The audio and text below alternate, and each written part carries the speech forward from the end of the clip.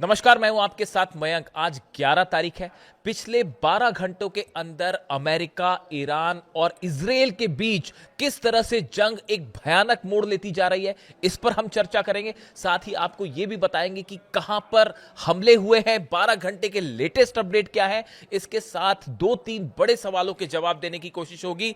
क्या कोई है जो ये नहीं चाहता कि ईरान में युद्ध रुके? आखिर वो कौन है जो डोनाल्ड ट्रंप को बार बार हमले करने की सलाह दे रहा है? जिस तरह से हमले हुए अपाचे हेलीकॉप्टर का बहाना बनाकर, उसके पहले ईरान के आइलैंड्स पर हमले हुए, इससे लगता है कि कोई है जो ये नहीं चाहता कि ईरान में शांति हो या ईरान के साथ जंग रुके। इसके साथ ही हम ये भी बताएंगे कि कैसे सिर्फ चंद घंटों के अंदर खैबर शेकन मिसाइल ने अमेरिका के बेसों को दहला कर रख दिया। शायद जिसकी उम्मीद ना तो अमेरिका ने की थी, ना अमेरिकी सेना ने की थी, ना डोनाल्ड ट्रंप ने की थी। इतना करारा जवाब ईरान की तरफ से कैसे दिया गया?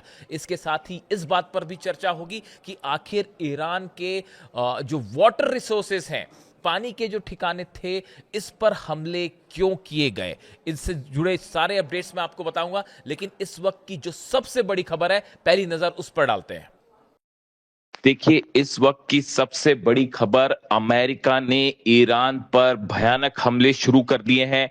B-2 बॉम्बर्स से हमले किए जा रहे हैं, टॉम हॉक मिसाइल से हमले किए जा रहे हैं, F-35 जेट से हमले हो रहे हैं और जो अमेरिकी जहाज ओमान की खाड़ी के आसपास मौजूद है, उससे मिसाइलें दागी जा रही हैं। और ये हमले पूरे ईरान में हो रहे हैं। हमले जो है हॉर्मूज के आसपास जितने द्वीप हैं, सबको निशाना बनाया जा रहा है। बंदर अब्बास पर हमले हो रहे हैं, केशम आइलैंड पर हमले हो रहे हैं, सिरीक पर हमले हो रहे हैं, अबू मूसा आइलैंड पर हमले हो रहे हैं। जितनी जगह ईरान के नौसेना के अड्डे हैं, उन सबको निशाना बनाया जा रहा है। इसके अलावा तेहरान में भी धमाकों की आवाजें सुनाई दी हैं और तेहरान के आसपास कई ठिकानों पे हमले की खबर है। यहां तक कि इस्फहान में, ईरान में भी धमाके हो रहे हैं, जो कि ईरान का न्यूक्लियर साइट है। अब यह माना जा रहा है कि ईरान और अमेरिका के बीच आखिरी जंग शुरू हो चुकी है।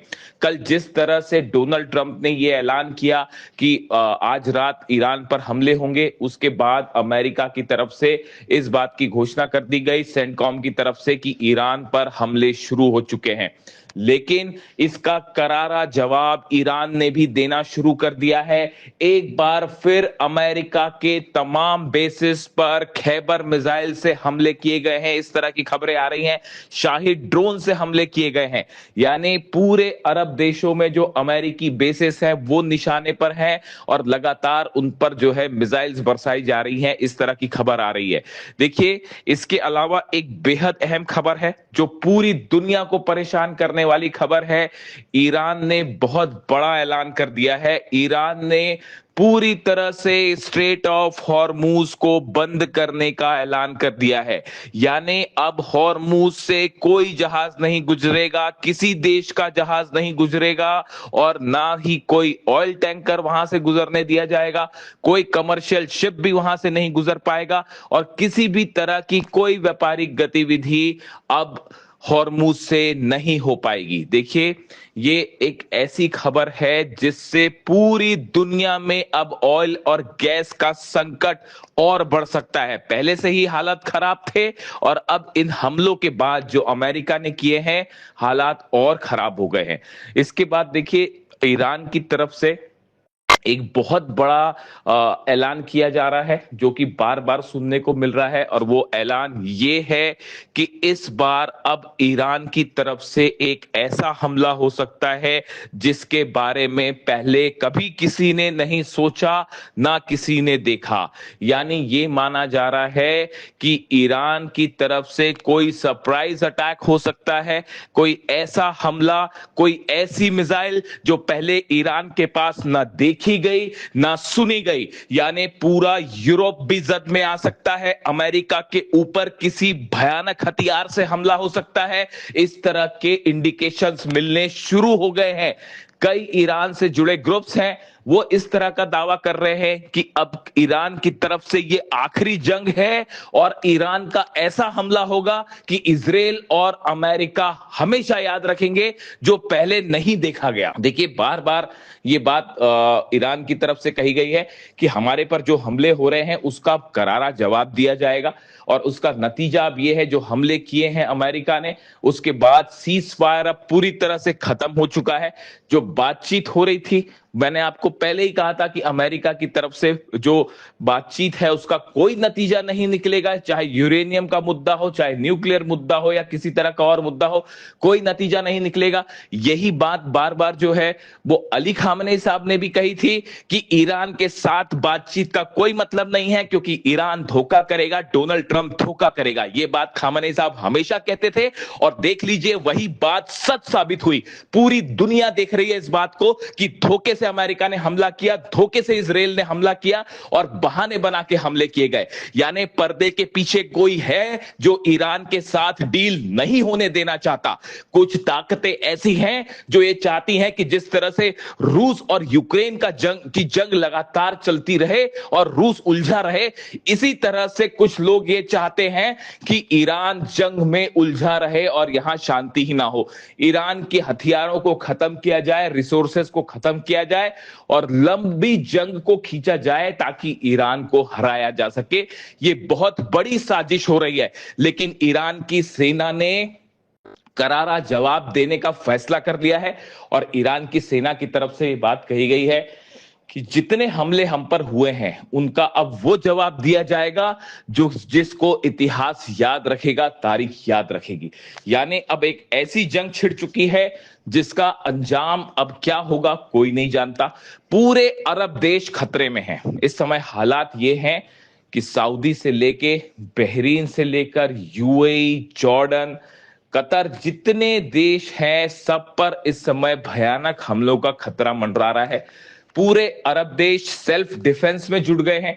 कल देखिए 21 ठिकानों पर ईरान ने हमले किए, और इन हमलों का नतीजा यह हुआ कि बहरीन में अमेरिकी नेवी बेस के ऊपर मिसाइल गिरी हैं, और वहां भारी नुकसान की खबर है। बहरीन में जो फिफ्थ फ्लीट का हेडक्वार्टर है उसके ऊपर सीधा मिसाइल गिरी है, और उसका बहुत बड़े नुकसान की वहां पर खबरें आ रही हैं। उसी तरह से जॉर्डन में अमेरिकी बेसिस पर जो हमले हुए हैं उसमें ये खबरें हैं, इस तरह की सोर्सेस से खबरें आ रही हैं कि F-35 जेट्स के हैंगर पर जो बम गिरे उसमें कई F-35 जेट्स को नुकसान भी हुआ है। ये बात अभी कबूल नहीं की जा रही है अमेरिका की तरफ से, और ना ही कुछ कहा जा रहा है, लेकिन हकीकत यह है कि कई F-35 जेट जो कि जॉर्डन में हैंगर्स में थे उनको नुकसान पहुंचा है, क्योंकि उनके ऊपर मिसाइल और ड्रोन अटैक हुआ है। इसी तरह से कुवैत में भी हमले जारी हैं। यानी कई ऐसे मिलिट्री बेसेस हैं जिस पर ईरान की तरफ से ताबड़तोड़ हमले किए गए, और इन हमलों से अमेरिका और पूरी अमेरिकी सेना और लीडरशिप हैरान रह गई। किसी को अंदाजा नहीं था, डोनाल्ड ट्रंप को अंदाजा नहीं था कि इतना जबरदस्त पलटवार करेगा ईरान, लेकिन ईरान की सेना ने बिना वक्त गवाए खैबर मिसाइल से ये हमले किए गए हैं, शाहिद ड्रोन से ये हमले किए गए, और उसका नतीजा ये हुआ कि एक हेलीकॉप्टर जो अपाचे हेलीकॉप्टर तबाह हुआ था अमेरिका का, उसके बदले ये हमले किए गए, और अब बड़ा नुकसान हो चुका है अमेरिका का। यही वजह थी कल रात को डोनाल्ड ट्रंप की तरफ से प्रेस कॉन्फ्रेंस की गई, और ये कहा गया कि अब ईरान को जो है वो कीमत चुकानी पड़ेगी, ईरान के ऊपर बड़े हमले होंगे, इस तरह की बातें सामने आई, और उसके बाद अब ये आखिरी जंग शुरू हो चुकी है। अब सवाल ये है, यहां से जो आगे देखने वाली बात है कि क्या इजराइल की तरफ से भी हमले होंगे, मिलकर एक साथ हमले होंगे। ऐसा अंदेशा जताया जा रहा है कि जल्द ही इजराइल की तरफ से भी हमले शुरू हो जाएंगे, और ये जंग फिर उसी रूप में पहुंच जाएगी जहां से शुरुआत की गई थी। ईरान की सेना ने की तरफ से ये बयान आए हैं, ईरान की तरफ से ये बयान आए हैं, ईरान की सेना के प्रवक्ता की तरफ से ये बयान आया है कि जिस तरह से सिरेक आइलैंड में 2 पानी के ठिकानों पर हमले किए गए, वाटर इंस्टॉलेशंस पर ठिकानों पर हमले किए गए, ये एक वॉर क्राइम था।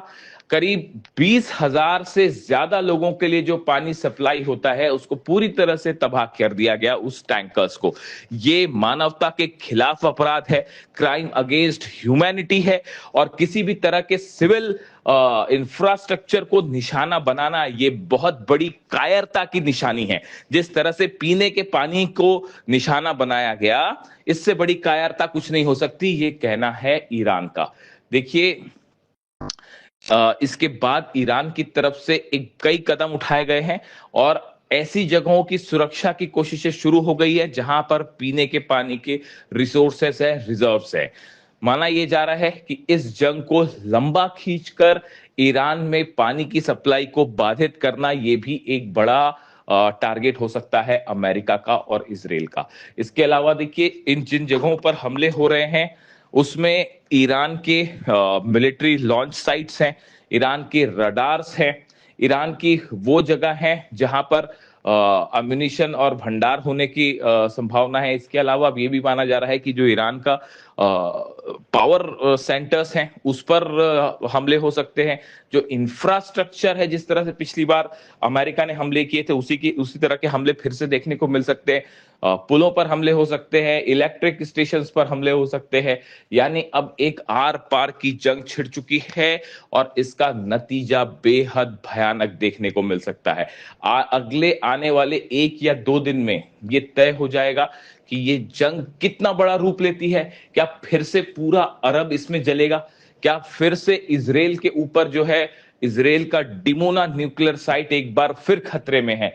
देखिए, कुछ एक्सपर्ट्स ने इस तरह की बातें की हैं जो बेहद ही हैरान करने वाली और डरावनी है। मैं अगले वीडियो में इसके ऊपर बात करूंगा। देखिए, मिनी न्यूक्लियर स्ट्राइक्स के खतरे भी मंडराने लगे हैं, यानी ऐसे हथियारों का इस्तेमाल हो सकता है जो वेपन ऑफ मास डिस्ट्रक्शन हो। इस तरह की खबरें आने शुरू हो गई हैं। ये बेहद हैरान करने वाले वो हैं जो इनपुट्स आ रहे हैं। अगर ऐसा होता है तो ये मिडिल ईस्ट में भयंकर तबाही की शुरुआत मानी जाएगी। लेकिन फिलहाल पूरी दुनिया देख रही है कि ईरान अकेला जंग लड़ रहा है और अमेरिका और इजराइल मिलके भी ईरान को नहीं झुका पा रहे।